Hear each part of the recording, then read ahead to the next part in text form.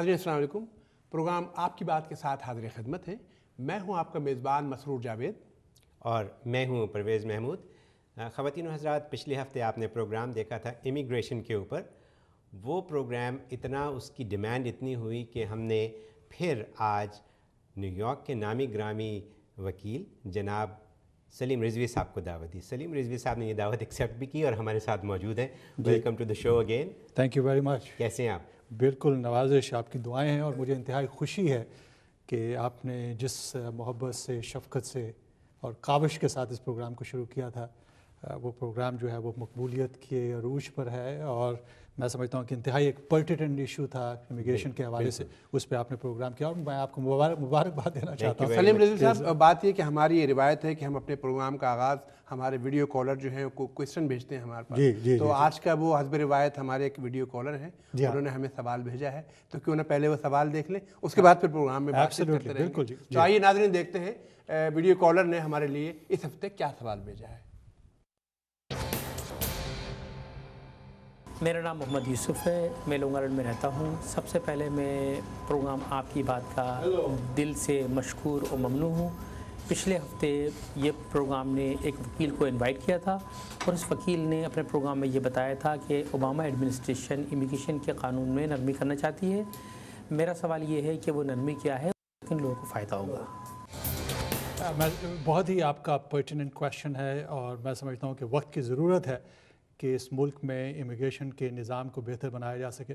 बल्कि अमूमन जिस वक्त डिस्कशन होती है तो मैं ये कहना चाहता हूँ और बड़ा फ्रैंकली और ओपनली, बग़ैर किसी पॉलिटिकल कनोटेशन के मैं ये कहना चाहता हूँ कि हमारा इमिग्रेशन सिस्टम जो है वो कम्प्लीटली ब्रेक डाउन हो चुका है।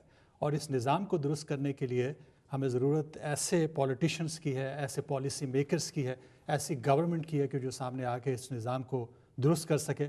आपने बिल्कुल दुरुस्त कहा कि इस वक्त लोगों की ये ज़रूरत बन रही है और आपकी बात जिस तरह मेरा ख्याल है कि ऑफ कैमरा भी जो डिस्कशन हो रही थी उसमें यह है कि आपका प्रेफरेंस हमेशा ये रहा है कि जो लोग कॉल्स करते हैं या जो लोग आप तक मैसेज पहुंचाते हैं या आपने सवालात पूछते हैं। मैं इस सवाल में आप इस हवाले से बात करूंगा जारी रखते हुए कि देखिए बहुत सारे लोग 1986 में सदर रेगन के ज़माने में जो एमनेस्टी बिल आया था, इमिग्रेशन रिफॉर्म एक्ट जिसे कहा नाम दिया गया था, उसके बाद से अभी तक कोई एक ऐसा आम बिल नहीं आया जिसमें आम आदमी जो है बहुत अरसे से गैर कानूनी उसकी देखिए मसूद साहब, उसकी बुनियादी वजह ये थी कि जो भी एमनेस्टी लॉ आया उसके बारे में उसके बारे में बेइंतहा क्रिटिसिज्म हुआ कि जनाब जो मकासद के तहत वो कानून बनाया गया था वो अपने मकासद हासिल नहीं कर सका।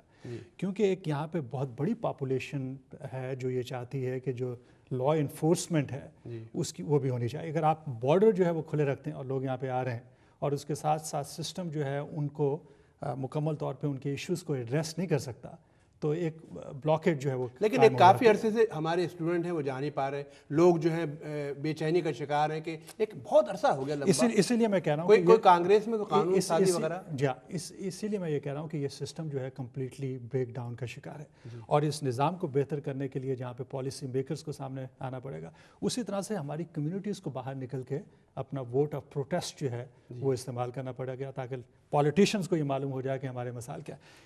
इससे पहले कि मैं आपकी ऑब्जर्वेशन की तरफ आऊँ, जो हमारे जो कॉलर हैं उनकी बात में आना चाहता हूँ। देखिए, सबसे पहले तो जहन में रखिए कि ये कोई कम्प्रिहेंसिव लॉ नहीं आया हमारे सामने। जिस तरह से अभी मसूद साहब से बात हो रही थी, कोई एमनेस्टी की शक्ल में कोई नया कानून नहीं आया और जिसके ज़रिए से हज़ारों लोगों को यहाँ पे फ़ायदा पहुँच सके।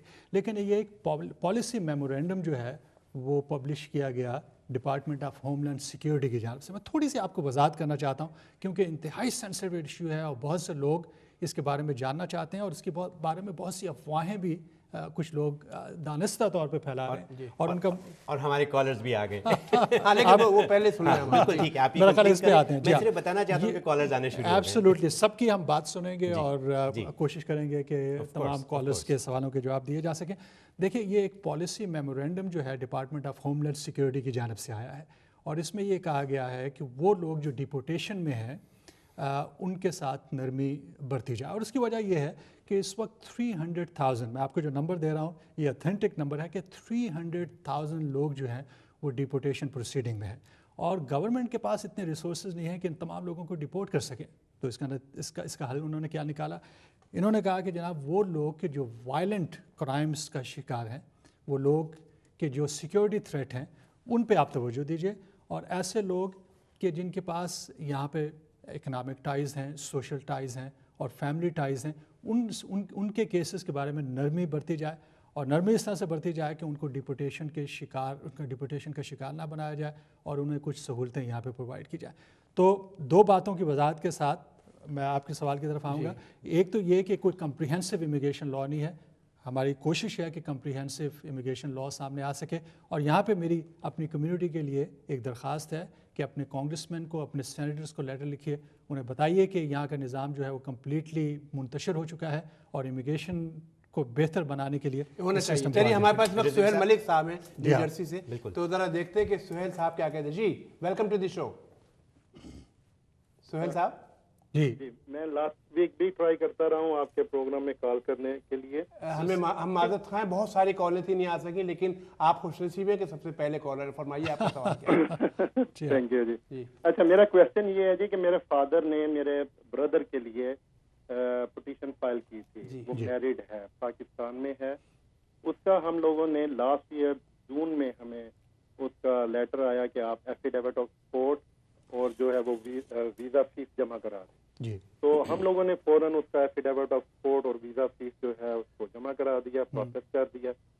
اس کے بعد جب میں نے جا کے دیکھا اس کی ویب سائٹ پہ, تو اس کی پرائرٹی ڈیٹ جو ہے وہ چینج ہو گئی. اس وقت 2002 چل رہی تھی اور یہ ان لوگوں نے چینج کر کے 2001 لے گئے. اب اس وقت سے اب تک ہم لوگ ویٹ کر رہے ہیں. ایک تو وہ پرائرٹی ڈیٹ جو ہے وہ 2002 پہ نہیں جا رہی. تو میرا کویشچن یہ ہے کہ آیا جو ہم نے ایفیڈیوٹ آف سپورٹ اور ویزا فیس جو جمع کرائی تھی وہ ویلڈ رہے گی جب تک اس کو حال نہیں؟ اس کا جواب یقیناً اس کا پازیٹیو جواب ہے. جواب یہ ہے کہ یہی آپ نے فیس جمع کروائی ہے, آپ کی فیس ضائع نہیں ہوگی. جہاں تک ایفیڈیوٹ آف سپورٹ کا تعلق ہے وہی ایفیڈیوٹ آف سپورٹ چلے گا. لیکن جس وقت ان کا نمبر آ جائے گا, جس وقت یہ پرائرٹی ڈیٹ دوبارہ جو ہے کرنٹ ہو جاتی ہے, تو اس وقت آپ کو نئے ٹیکس ریٹرن جو ہیں وہ سبمٹ کرنے پڑیں گے. لیکن وہ جو فارم آپ نے جمع کروایا I-864 اسے دوبارہ جمع کرانے کی ضرورت نہیں ہے. سلیم صاحب ہمارے پاس بہت ساری ای میل بھی آئی ہوئی ہیں, تو میں چاہتا ہوں بیچ بیچ میں ہم اگر ارے جناب آپ کے پاس جو ای میلز ہیں میں یہ دیکھ رہا تھا, ایک صوبیہ صاحبہ ہیں ہمارے پاس, وہ انہوں نے ہمیں. عبدالحفیظ صاحب لائن پہ ہیں, کیونکہ لائن پہ آ گئے تو ان سے بات کر لیتے ہیں. عبدالحفیظ صاحب فرمائیے. جی میں السلام علیکم. میرا آپ سے یہ سوال ہے کہ میں یہ دیکھنا چاہ رہا ہوں کہ ایک ہے کٹ آف ڈیٹ اور ایک ہے پروسیسنگ ڈیٹ. ان میں فرق کیا ہے؟ کٹ آف ڈیٹ کیا ہے اور پروسیسنگ ڈیٹ کیا ہے؟ عبدالحفیظ صاحب بہت شکریہ آپ کے سوال کا. دیکھیے ہوتا یہ ہے کہ یہ تمام میجک نمبرز ہیں, اور جس وقت بھی جو بھی کیسز پرائرٹی بیسس کے اوپر, کچھ کیسز ایسے ہیں کہ جو امیڈیٹ ریلیٹیوس سے تعلق رکھتے ہیں اور اس میں کسی قسم کی پرائرٹی ڈیٹ نہیں ہے.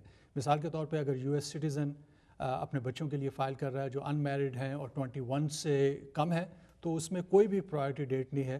امیڈیٹلی ویزاز اویلیبل ہیں, صرف اس میں ٹائم جو ہے وہ ایڈمنسٹریٹو پروسیسنگ میں لگ جاتا ہے, وگرنہ جو ہے آپ کو پرائرٹی ڈیٹ کا شکار.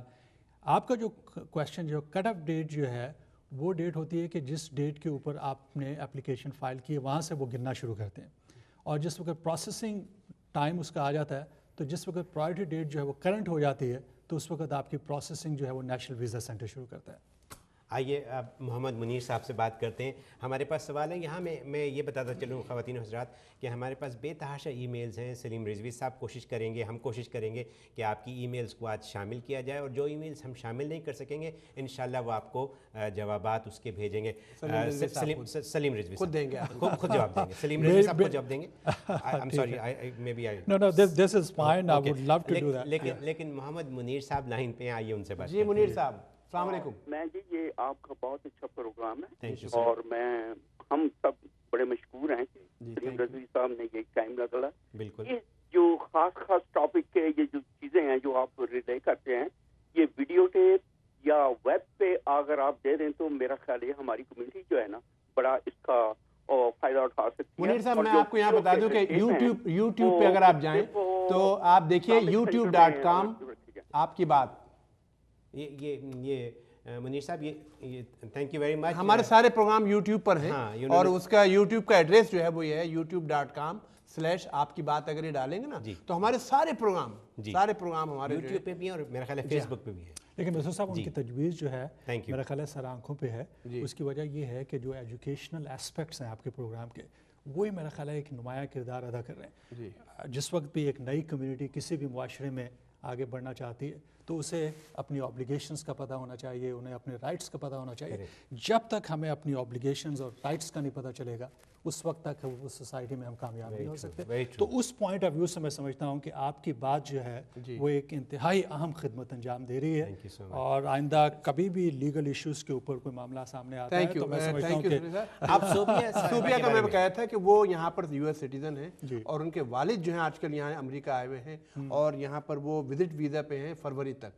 तो वो जो है बता रही हैं कि साहब US सिटीजन हो जाएंगी वो नवंबर में। जी। तो क्या वो नवंबर में अपने वालिद के लिए अप्लाई कर सकती हैं और उनको वालिद को पाकिस्तान वापस जाना पड़ेगा या यहीं स्टे करना पड़ेगा? देखिए, एक तो मैं ये असूम करूंगा कि उनकी एज 21 से ऊपर है। जी। अगर उनकी एज 21 से ऊपर है तो बाय लॉ हम वो एप्लीकेशंस फाइल कर सकते हैं। मसला ये है कि ब्रेक का वक्त हो गया है और ब्रेक को हम टाल नहीं सकते। तो जैसे ही हम ब्रेक से वापस आते हैं ख़वातीन हज़रात, हम इस ईमेल का जवाब देंगे जो रिजवी साहब ने शुरू किया था, वो जवाब देंगे इसका।